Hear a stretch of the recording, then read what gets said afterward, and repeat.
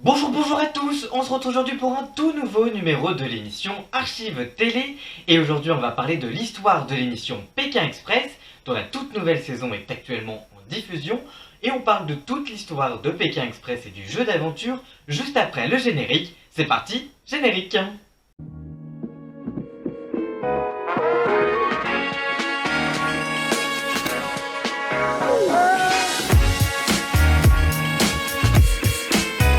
Avant donc de découvrir le premier épisode de l'émission, enfin en tout cas une partie de l'émission, on va parler de l'histoire de l'émission d'aventure Pékin Express. Pour rappel, l'émission voit s'affronter des binômes qui ont pour seul budget 1 euro par jour et par personne.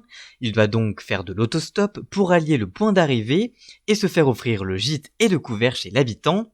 Le but pour chaque binôme est d'arriver en première position à l'issue de chaque étape et ainsi amasser des amulettes de valeurs différentes pour espérer gagner les 100 000 euros lors de la finale. Lorsqu'un binôme arrive en dernier, il risque l'élimination si l'enveloppe noire ne les sauve pas. En 2006, M6 a décidé de booster ses audiences le dimanche en access, alors qu'elle est largement distancée par TF1 avec son fameux 7 à 8 qui rassemble près de 6 millions de téléspectateurs, quand France 2 est là aussi très puissante avec Michel Drucker et Vivement Dimanche et ses 5 millions de fidèles à l'époque.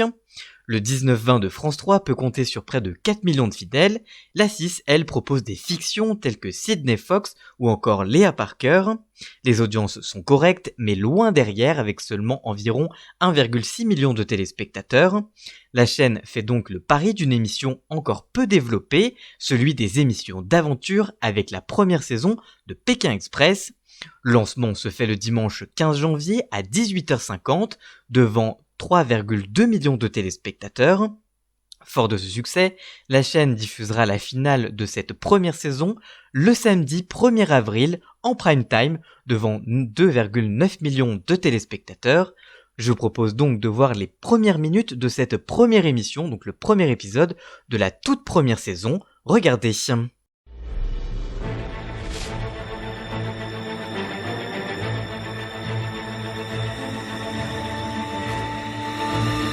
Bonsoir, dans quelques instants vous allez assister au départ de la course la plus incroyable qui soit.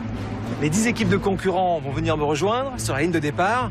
Ces concurrents savent qu'ils vont partir pour un long voyage, mais ils ne savent ni où, ni comment. Autant vous dire qu'ils ne sont pas au bout de leur surprise. Bienvenue dans Pékin Express. Ce soir, pour la première fois, 10 équipes de candidats se lancent dans la course la plus folle jamais organisée à la télévision. Ils sont mariés ou amis, en couple ou en famille, ils s'apprêtent à suivre la route du Transsibérien et à rallier Paris à Pékin. Deux par deux, ils marchent vers l'Est, de Saint-Pétersbourg à Moscou, de l'Oural à la Sibérie, des steppes de Mongolie jusqu'à la muraille de Chine et enfin Pékin.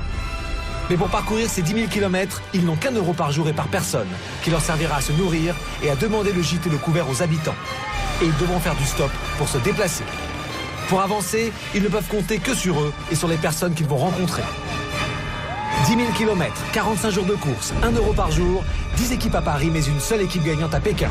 Et au bout de l'aventure, 50 000 euros à gagner. Bienvenue dans Pékin Express. Lundi 29 août, c'est au pied de la Tour Eiffel qu'ont rendez-vous les 10 équipes de candidats qui vont vivre l'aventure de Pékin Express. Elles se rencontrent aujourd'hui pour la première fois. Elles ont accepté de partir en voyage sans rien savoir de l'aventure, ni de leurs concurrents, de leur destination ou des règles de la course.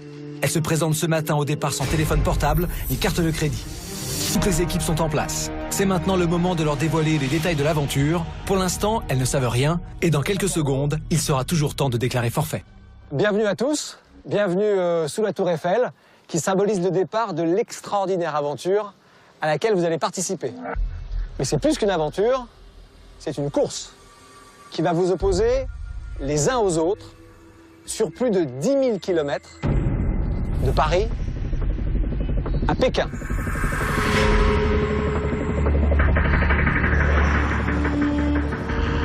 L'équipe qui remportera cette course gagnera un prix pouvant aller jusqu'à 50 000 euros. Je serai votre directeur de course. Je vais donc vous expliquer l'ensemble des règles. Et je vais commencer par la principale. Vous disposerez, pour parcourir ces 10 000 km, d'un budget de 1 euro par jour et par personne. Ah bah c'est bon, ouais. 1 euro pour vous déplacer, vous nourrir et vous loger. Ah ouais, ah, c'est trop. Enfin, 1 euro par jour et par personne, ça fait donc 2 euros par équipe. Ah ouais, quand même. Ouais, quand même, ouais. Ok. C'est mieux que rien. Tranquille. 2 euros par Et jour. avec ce budget, vous allez donc aller à Saint-Pétersbourg, à Moscou, suivre le parcours du mythique transsibérien, L'Orient. et puis après la Sibérie, la Mongolie, le désert de Gobi, la muraille de Chine, et enfin notre île d'arrivée, Pékin. Ah ouais, là.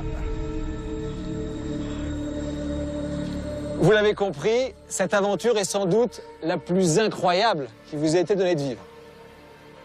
Mais maintenant que vous connaissez les règles, je vais vous laisser 3 minutes de réflexion avant le départ. À tout de suite. On a du mal à se dire qu'on va se retrouver à Pékin avec la muraille de Chine, alors que là, il y a la tour Eiffel derrière pour l'instant. Bon, on rigole là peut-être en partant, c'est Paris, bon, il fait beau, tout ça, on n'a pas de soucis. Mais ce qui nous attend, à mon avis, c'est hard. Maintenant, on est là, on est dans le jeu, on commence, c'est du sérieux. On va faire tout le possible, pour aller jusqu'au bout, quoi. Jusqu'à la mort. On a l'envie, mais vraiment quoi. Non, je veux pas mourir non plus, mais ouais, jusqu'à ce que vraiment ce soit plus possible. Et on va.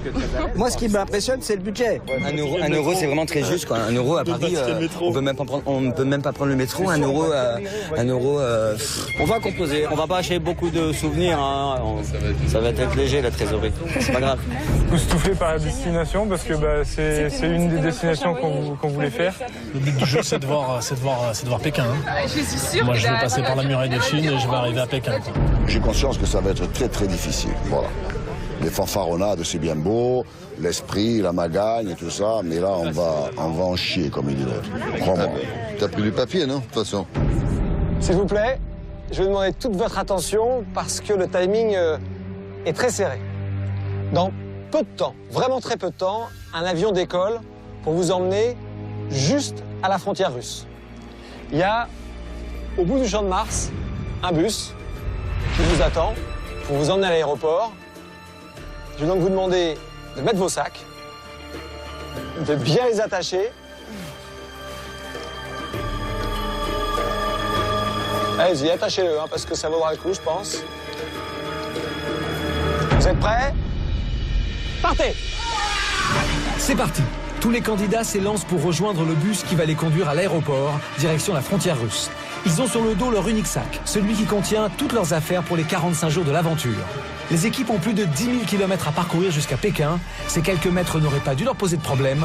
Mais contre toute attente, cette traversée du champ de Mars va peut-être tout remettre en question. En courant, un des candidats s'est tordu la cheville. Cette équipe maintenant handicapée, c'est celle de François et Dalila. Je me détends la cheville, moi. Tu vas te casser une jambe là-bas. On aurait dû prendre des petites pommades, des bombes du tic, tout ça pour les hématomes. François ne veut alerter personne, pas même Dalila. Il décide de rester à bord du bus qui emmène tous les candidats vers l'aéroport pour le début de l'aventure.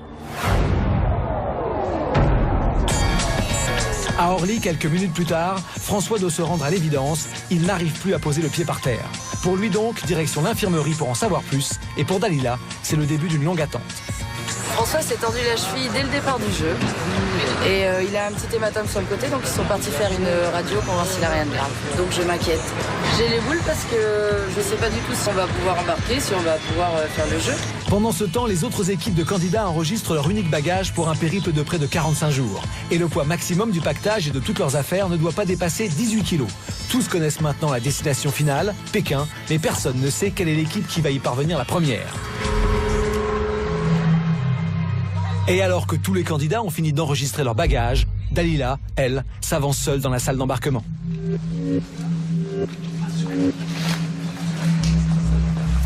Donc on m'a dit de vous communiquer que François a le pied cassé. Oh, le pied cassé. Donc on ne peut pas participer.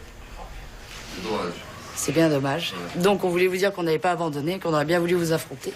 Vous nous manquez déjà et on compatit pour lui, le pauvre, malheureusement. C'est gentil. On pensera à lui.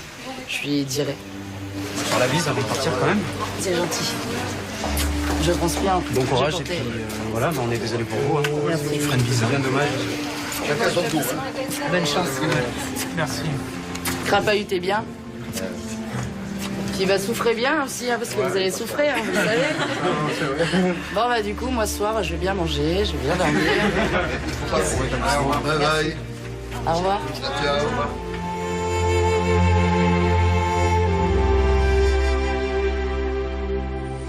Voilà pour cet extrait. Fort du succès de cette première saison, la chaîne va décider de programmer son émission en prime time afin d'engendrer de plus forts revenus publicitaires et d'exposer son programme à une plus large audience.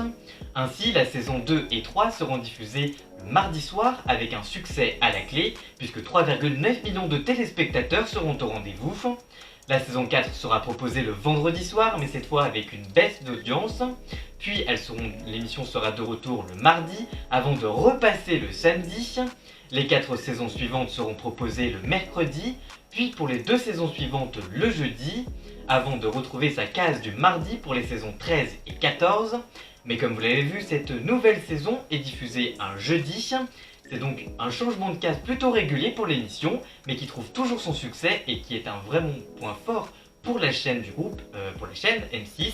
Voilà donc que ce succès va donc sûrement poursuivre pendant de nombreuses années. En tout cas, c'est tout ce qu'on souhaite à l'émission.